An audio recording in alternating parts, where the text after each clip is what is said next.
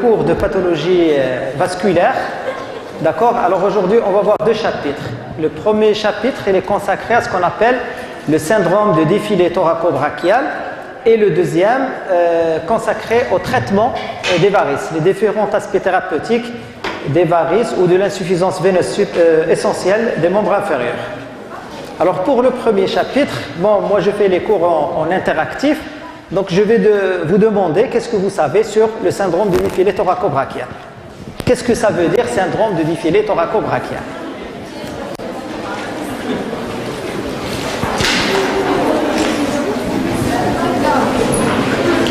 Est-ce qu'il y a quelqu'un qui peut répondre? Qu'est-ce que ça veut dire syndrome de défilé thoraco-brachial? Alors normalement, il y a des éléments vasculo-nerveux qui cheminent dans un espace anatomique qui est situé entre la région cervicale, la région thoracique et la région brachiale. D'accord?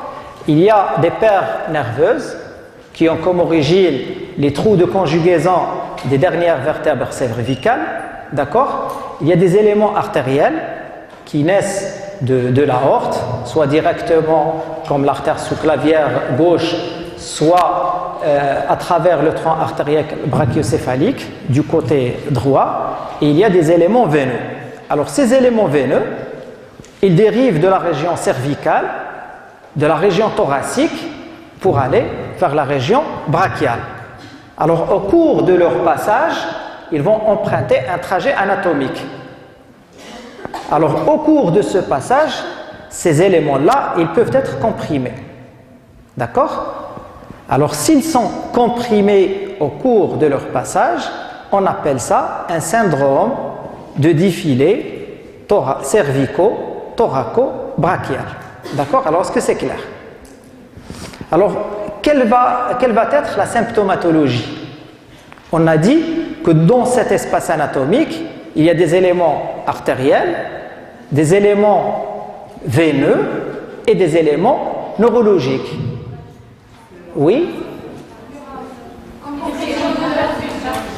Très bien. Alors si on a une compression nerveuse, donc une symptomatologie nerveuse ou ce qu'on appelle un syndrome neurologique. D'accord? S'il y a une compression artérielle. Oui, alors pour le membre supérieur, on parle plus de fatigabilité du membre supérieur. C'est l'équivalent de la claudication que vous avez déjà vue pour les artériopathies oblitérantes des membres inférieurs, c'est-à-dire c'est une douleur qui apparaît après l'effort et qui cède au repos. Donc on peut avoir une fatigabilité du membre. Oui, on peut avoir une ischémie, carrément une ischémie aiguë du membre supérieur. D'accord? Oui? Non, alors on a dit que les éléments qui peuvent être comprimés, il y a les éléments neurologiques, donc ils vont être à l'origine d'un syndrome neurologique. Les éléments artériels, donc on a dit fatigabilité ou carrément une ischémie, voire même dans quelques cas une ischémie consommée, une gangrène des extrémités, et on peut avoir un syndrome veineux. Alors ce syndrome veineux, effectivement, donc il peut se traduire par un œdème du membre supérieur, il peut se traduire par un tableau de thrombose veineuse profonde du membre supérieur. Alors pour avoir un très bon raisonnement devant un syndrome de défilé thoraco-brachial, il faut connaître l'anatomie. D'accord? C'est pour ça qu'avant d'aborder le chapitre clinique, la symptomatologie, les examens complémentaires, on doit obligatoirement faire un rappel anatomique. C'est ce qu'on va voir tout de suite. Alors on commence par l'introduction.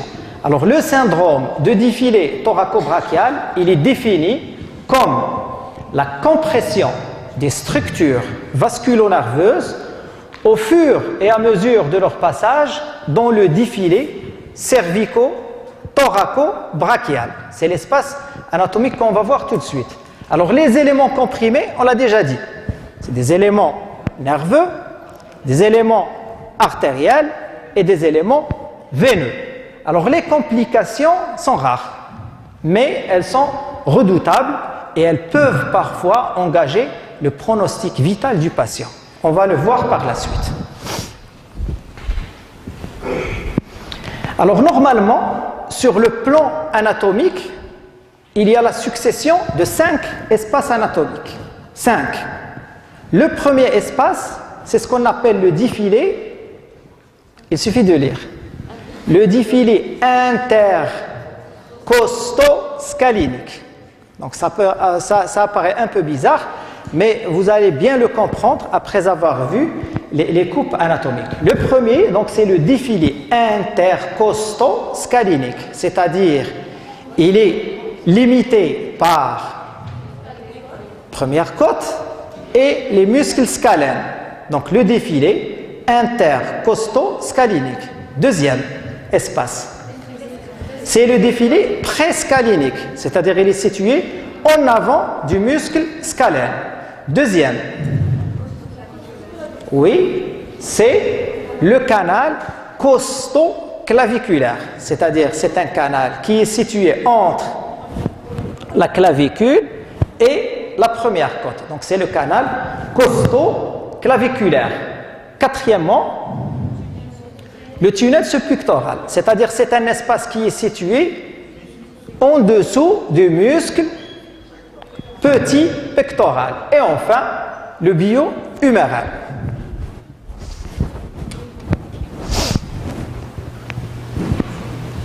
Pardon.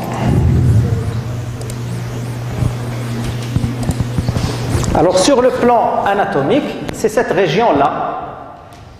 C'est cette région qu'on voit ici. C'est toute cette région-là. C'est là où cheminent les éléments vasculo-nerveux qui dérivent de la région cervicale, de la région thoracique, pour cheminer vers la région brachiale. Alors, s'il y a une compression des éléments vasculo-nerveux dans cette région anatomique-là, on est devant un syndrome de défilé cervico-thoraco-brachial ou outlet syndrome selon les anglo-saxons. Alors, qu'est-ce que vous voyez sur cette image? Alors, c'est quoi ça? Très bien. Donc, le rachis cervical. Ça. Très bien. Ça. Première côte. Ici, l'humérus, la tête humérale. Donc, c'est les éléments osseux qui délimitent l'espace cervico-thoraco-brachial. Alors, les choses, elles vont devenir un peu compliquées. Qu'est-ce que vous voyez sur cette image? Alors là, c'est le rachis cervical, ici. Là, la première côte. Et ici, c'est quel espace anatomique? C'est le troisième. C'est le canal costoclaviculaire. C'est le canal costoclaviculaire.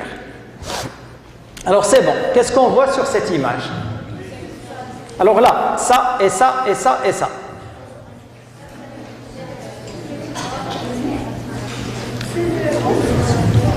C'est les troncs nerveux, c'est les origines nerveuses, C5, C6, C7 et C8. Alors ici, c'est quoi comme muscle? C'est le muscle scalène antérieur. Et ici, c'est le scalène moyen. D'accord? Alors là, c'est quoi? C'est l'artère. C'est l'artère sous-clavière. Alors, le muscle scalène moyen, le muscle scalène antérieur et la première côte, il délimite un triangle qu'on appelle... Oui? C'est le premier espace. C'est ce qu'on appelle le défilé intercostoscalinique. Très bien. Alors, c'est la même image. Alors là, c'est quoi comme muscle? Le muscle petit pectoral. Là, c'est les paires nerveuses qui constituent le plexus brachial ou le plexus axillaire, donc les éléments dont va dériver le nerf médian, le nerf radial et le nerf cubital. Alors, l'espace qui est situé en dessous du muscle petit pectoral, on l'appelle le tunnel sous-pectoral. Très bien. Alors là, après avoir récliné le muscle petit pectoral que vous voyez là, on découvre le tunnel sous-pectoral et c'est à cet espace chemine l'artère axillaire, la veine axillaire, plus le plexus nerveux. Alors là, c'est un schéma pour récapituler un peu les différents espaces anatomiques qu'on a déjà vus. Alors le 1, c'est quoi? Très bien. Donc, c'est l'espace intercosto-scalinique qui est délimité en arrière par le muscle scalène moyen, en avant par le muscle scalène antérieur. Très bien. Et en bas par la première côte. Très bien. Le deuxième espace, c'est l'espace prescalinique. Donc, il est délimité en arrière par le muscle scalène antérieur. Très bien. Le troisième espace, c'est le canal costo-claviculaire. Il est limité en haut par la clavicule et en bas par la première côte. Très bien. L'espace numéro 4, c'est le tunnel sous-pectoral. Il est délimité en avant par le muscle petit pectoral. Et le dernier espace, l'espace numéro 5, c'est le bio-huméral. Alors maintenant, si on revient à la définition, qu'est-ce qu'elle dit? La définition du syndrome du défilé thoraco-brachial. C'est la compression des éléments vasculo-nerveux au fur et à mesure de leur passage dans le défilé cervico-thoraco-brachial. C'est-à-dire, c'est la compression des éléments vasculo-nerveux au fur et à mesure de leur passage dans l'espace 1, 2, 3, 4 et 5. D'accord? Alors, quels sont les éléments vasculo-nerveux qui passent à l'intérieur du premier espace, c'est-à-dire l'espace intercostoscalinique? L'artère sous-clavière, oui, et le plexus nerveux. Alors, s'il y a une anomalie au niveau de cet espace, qu'est-ce qu'on va avoir comme symptomatologie? Donc, soit un syndrome neurologique, soit un syndrome artériel. S'il y a une anomalie au niveau du deuxième espace, qu'est-ce qu'on va avoir comme symptomatologie? Une symptomatologie veineuse, c'est-à-dire un syndrome veineux. Le troisième espace, oui, artériel, veineux et neurologique. Le 4, artériel, veineux, neurologique, et le 5, la même chose. Alors, est-ce que c'est clair avec ces espaces, ces 5 espaces? Est-ce que c'est bien? Est-ce que c'est clair? Alors, on va passer aux autres choses. Alors, quelles sont les anomalies qui peuvent comprimer ces éléments vasculo-nerveux? Oui, tumeur, oui. Fracture, oui. Côte surnuméraire, oui. Adénopathie, oui.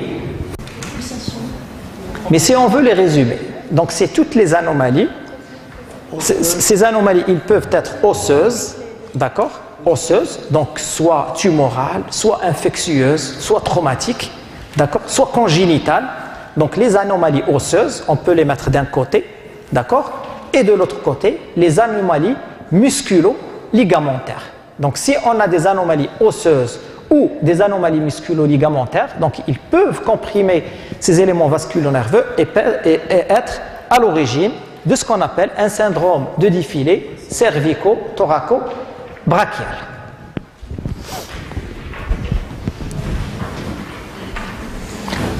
Alors on va commencer par les anomalies musculo-ligamentaires. Donc ils peuvent siéger au niveau de différents espaces. Il peut s'agir donc de brides interscaliniques, c'est-à-dire des fibres musculaires qui persistent entre les deux muscles scalènes, le scalène antérieur et le scalène moyen. Des faisceaux fibreux interscaliniques au niveau du canal costoclaviculaire, donc une hypertrophie du ligament coracoclaviculaire, des anomalies du muscle sous-clavier qui peut être plus épais que la normale, comprimant ainsi les éléments vasculo-nerveux. Donc c'est les anomalies musculo-ligamentaires. Et à côté des anomalies musculo-ligamentaires, on peut avoir ce qu'on appelle les anomalies osseuses. Alors la cause la plus fréquente, c'est la côte cervicale. Alors qu'est-ce que ça veut dire côte cervicale? C'est une côte qui est de grande taille au niveau de la 7e vertèbre cervicale. C'est ça la côte cervicale. C'est-à-dire au lieu d'avoir une apophyse transverse de petite taille, on va avoir une apophyse transverse de grande taille, mimant ainsi donc une côte. C'est comme une côte. Alors cette côte, elle va occuper de l'espace et elle va comprimer les éléments vasculo-nerveux. Alors l'incidence de la côte cervicale, elle est variable selon les études, de 0,6 à 5 pour 1000. Lorsqu'elle existe, elle est bilatérale dans 50% des cas. D'accord? Alors cette côte, elle peut être complète ou incomplète. Il peut s'agir seulement d'une apophysomégalie de C7, comme on peut avoir donc des anomalies de la première côte, une oxostose ou synostose. Alors synostose, c'est la fusion de deux côtes. Alors on a vu les anomalies musculo-ligamentaires, les anomalies osseuses congénitales, et on peut avoir des anomalies osseuses acquises, vous l'avez déjà dit, donc c'est les traumatismes, les tumeurs de la clavicule, les hyperostoses et la pathologie infectieuse, les ostéomyélites de la clavicule. Alors est-ce que c'est clair jusqu'à maintenant? D'accord? Donc on a commencé par définir le syndrome de défilé thoraco-brachial. On a fait par la suite un rappel anatomique sur les différents espaces pour bien comprendre donc, ces espaces anatomiques et pour bien comprendre par la suite les anomalies qui peuvent être à l'origine d'un syndrome de défilé thoraco-brachial. Donc, définition, les 5 espaces.